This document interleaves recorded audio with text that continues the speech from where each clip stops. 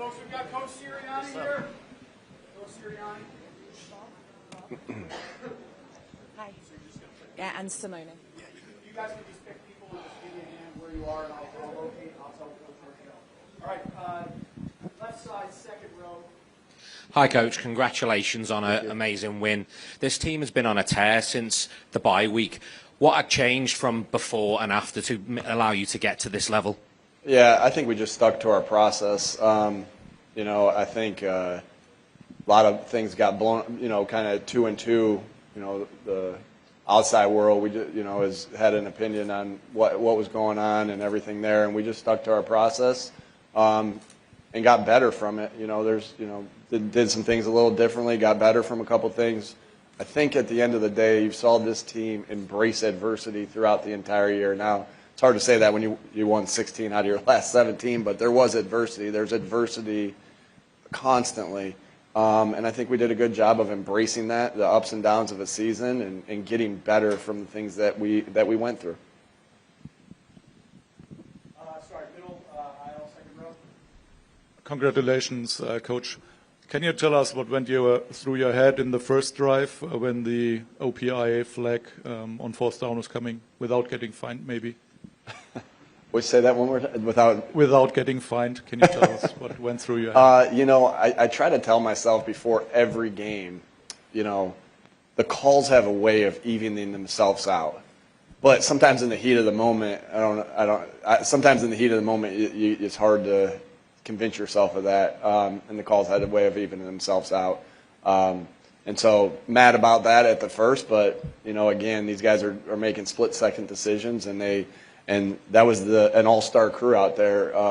They earned the right to be here too at the Super Bowl, and I thought they did a good job, regardless of what I thought about that one. I wasn't able to see everything. I'm a little biased, and I don't think it should be called, but he had a better view of it, so I'm sure he made the right call there. On behalf of the great people of Alliance, Ohio, congratulations on winning the Super Bowl. What does it mean to you to be the first Mountain Union alum to win the Super Bowl as a head coach? And also, after your Gatorade shower, after the game, you took a moment, looked in the sky, and said thank you. Can you describe that moment for us? Yeah, just all glory to God.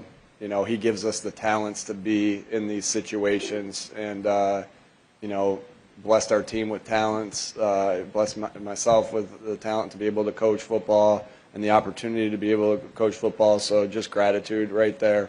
And Mount Union taught me how to win, that's for sure. And so grateful to everybody at Mount Union, Coach Karras, all my teammates there, everyone that helped me kind of develop from there. Nick, congratulations. Back in Brazil, you told me iron sharpens iron in regards to Quinyon Mitchell being ready for his NFL debut because he went against your great wide receiver group in practice. Do you think that this was one of the keys to the Philadelphia Eagles becoming Super Bowl champions? Yeah, I think the key to that point is the intensity at which we practice at. And when you're practicing it with that kind of intensity, training camp, you're getting those matchups, Q versus AJ and Devontae and Slay versus those guys as well. So, and BG versus Lane and Jordan versus, Sweaty and Nolan. And so you have no choice but to get better. And, that it truly is. This is the greatest team sport there is. Iron sharpens iron. I've been saying a lot today and throughout the whole year that you cannot be great without the greatness of others. That applies to coaches. That applies to player to player. Look at the special year. Saquon, has been a special player his entire career, but he was able to make history this year with the things that he did because of the special talents of the guys up front. This is the ultimate team game, and I know that, and it takes selflessness to be able to. Jalen said it awesome one time. Just because we're not winning a certain way, it's crazy. Sometimes we're answering questions on how we win. It's hard to win in this league. It's a struggle every week to win in this league, and it's just because we're not winning a certain way or the way people perceive that we should win doesn't mean we can't. And today we needed the efforts of everybody. So I don't know. I kind of rambled on that question, but you can't. long story short, you can't be great without the greatness of others. Yeah. Chris Murray, Philadelphia Sunday Sun. Coach Sirianni, how much has Jalen Hurts grown since the last Super Bowl and all the ups and downs he had to deal with last year, and especially after the 2-2 mark that, everybody criticized him for not, for turning the ball over. How much has he grown as a quarterback? Yeah, he just keeps getting better. He knows how to win. He does a great job of being able to block out all the outside noise. I think it's, I find it funny when it's like, well, Jalen is good because he's got a good team around him. Like, that's football. Like, again, you cannot be great without the greatness of others. Like, Jalen can't do it by himself. He needs AJ. He needs that offensive line. He needs Saquon, and vice versa. The reason Saquon has a special year, not only the offensive line, but the attention that Jalen commands for the run game. He's special. Jalen's special. The criticism, it just blows my mind because I think he's so special and won so many games and works his butt off and just continues to get better, can block out everything and just focus on the task at hand of getting better, putting yourself positioned to win each week, and he does a great job of that. And he had an unbelievable game today when we needed him to, because when you sell out to stop, we knew how good of a coach and how good of a defense that we were playing today, but when you sell out to stop one thing, another thing opens, and Jalen was able to take advantage of that today. And man, him and this team are world champs forever. Right side against the Hi, I'm Carlton with BuzzFeed.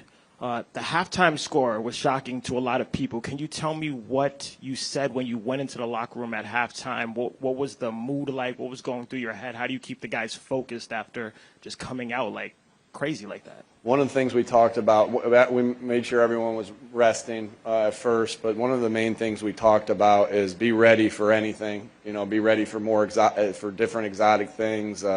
Things that make them be able to try to get back into the game. But one thing that we really focused on and studied a bunch of, we got to protect the way that they can get back into this game is, us going 3 and out on offense, having sacks, having penalties, turning the ball over, and for explosive plays to happen on offense, on their offense, giving up on our defense. And I just thought we did a great job of, handling that. We truly were playing it like, hey, this is the second game. It's 0-0, and if we win this one, we're going to win this game. And the guys were focused. The guys were locked in. It really was evident of the entire week, entire 2 weeks. I think when we won the NFC Championship game in 2022, there was so much joy. And I don't want to say there wasn't joy. It was just like, all right, this year it was like, all right, let's go. We got to go finish the job now. And I think it was the same attitude at halftime of just locking in, focused, and let's go finish the job. And that's what we did. Thank you. Nick, David Behrman, Pro Football Network. After the way last season ended and the 2-2 start this season, talk about what you told the team to keep them together, which eventually ended this way. We had great OTAs. We had great training camp. We were developing as a team, and just because the outside world tells you to feel a certain way doesn't mean that we were feeling that way, right? We knew we had a special team. We knew we had a group of guys that could do some special things, but it was going to take day in, day out work. And so it was just putting your head down and working and saying, how are we going to put ourselves in the best position to win that Cleveland game? It wasn't like, hey, how are we going to get to 6-2? It was like, how are we going to win this game? Then it was going to be how we won the next game. It's boring, but it's truly just trying to get a little bit better each day. But that's the thing that you'll remember is the daily grind of and emptying the tank every single week, to try to win each week. And so we just doubled down on the things we knew to be true. We knew we had special players. We knew we had special coaches. We knew we had special front office and special people in the building. And our goal was to do it together and just stick together and go. back middle, the left side. Nick, Lane says there'll be a team vote on the decision to go to the White House to celebrate the Super Bowl victory. How do you just handle that as a coach? Do you leave it to the guys? What are you thinking there? I don't even know. We'll see as we go. We're going to enjoy this tonight, and we'll enjoy it tomorrow. We'll enjoy it the next day. We'll enjoy it. We don't have to get ready for another game, so can't wait to celebrate this with the guys and celebrate this with my family. Takes a lot of people to be in this spot. So love this team. Love these guys. Yeah, just a quick one on Vic's contribution to that win. I think that's his first Super Bowl ring in a fairly long career. Yeah. Yeah, he's awesome. And you really, I showed a clip this week of the guys imitating him, and I said, what's that quote? Imitation is a form of flattery. These guys love him because he helps them, reach their goals and reach their dreams, and helps them put them in positions to succeed. I think that's where you see a coach and a player develop special relationships, is because you can, players have their friend. They don't need buddy. They need us to be their coaches, and that's where I think Vic's special, and you can see how much the guys enjoy him, because he's helping them reach their goals and their dreams. Vic's an outstanding play caller. Brought so much detail to this defense, and called great games, developed the coaches, developed the players. And again, it takes everybody. You can't be great without the greatness of others, and that sure as heck applies to Vic Fangio and all his contributions. And pretty cool that he's able to win his first Super Bowl in a town that he grew up in. Pretty special. Yeah, he's awesome. I can't say enough good things about him, and I know the players love him, and he's a world champ forever. Yes, Coach. George Redney, Challenger Community News, Buffalo and Rochester, New York. Can you tell me about Rochester, New York's own Clint Hurt, defensive line coach? How did he help get this defensive line to be prepared and stay focused and play the type of game they played today? Yeah. Where are you, Aquinas? Was he Aquinas? Okay. Okay. All right. Sorry. Man, he's a special coach. You really saw our D tackles continue to get better as the year went on. He demands a lot out of them, and these guys trust him with everything, and really look up to him. And he's huge, and so if you don't do what he says, you're gonna make sure you do what he says. Big man. But he is awesome he's awesome as a coach. I can't say enough good things about him. Coach Walsh, the way they've led that defensive line, we knew that one of the keys to this game was going to be winning on defense, was winning up front. And we were able to do that. Got great contributions from the guys, and Clint did a great job of having him ready to play and ready to play hard and ready to leave everything out there. And so, man, he's a special coach, and it's awesome that he gets that ring that we all have really wanted for a long time. All right, we got two more coming here, right side. What did you make of your defense tonight, and what went into the decision not to blitz Mahomes at all? Yeah, if you look at, we haven't traditionally blitzed a lot. This year, we've been able to get home with our four-man rush and been able to cover there with the 7 in the back end. We were able to get home today with it as well. Again, we do what we think we need to do to win, not what anybody else thinks we got to do to win. And this was the way we felt like we needed to go about it. That doesn't mean that there wasn't things that you have in that you blitz, but just like I'm sure there were some times there that I'm thinking, hey, should I go for this on 4th down in this scenario?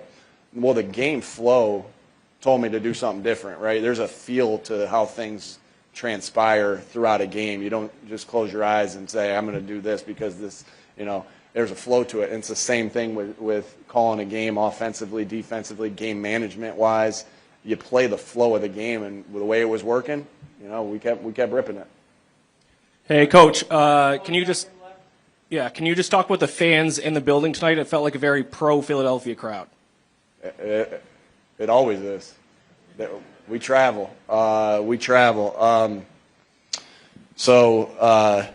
Yeah, it was loud. It was loud. You could tell that right at the very beginning. You could see a lot of green out there. But that's not, that feels that it's very common for when we go to places is that our fans have a tendency to, take over the stadium. And because we travel so well, we have such great fans. We needed, I go back to this, we played 4 of our last 5 at home, and then we played 3 playoff games in a row at home. And that's a big reason why we were here is the energy that our crowd gives us and our fans give us. So, a lot of Eagles fans out there, and we're so appreciative of you guys and how you contribute to this. Again, I've said it a million times tonight. I'll keep saying it. You can't be great without the greatness of others. That applies to our fans as well. All right, that's it. Thanks, folks. Thanks, everybody.